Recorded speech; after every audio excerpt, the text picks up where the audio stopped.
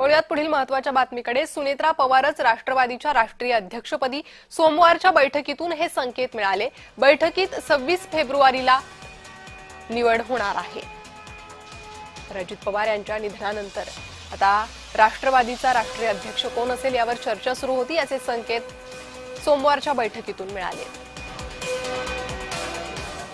26 तारखेला राष्ट्रवादी काँग्रेस पक्षाच्या राष्ट्रीय अध्यक्षपदाची निवड सुद्धा करण्याचा आम्ही त्या ठिकाणी निश्चित केलेला आहे।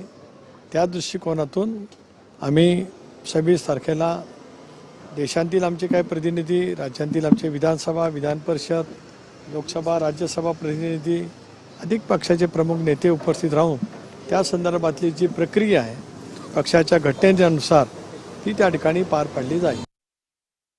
आणि सर्वच आमदारांनी बहिणींच्या नेतृत्वावरती विश्वास दाखवत आगामी कालावधीमध्ये पक्ष संघटना मजबूत करण्याच्या कामामध्ये अधिक झोकून देऊन काम करावं असा निर्धार त्या ठिकाणी व्यक्त करण्यात आला।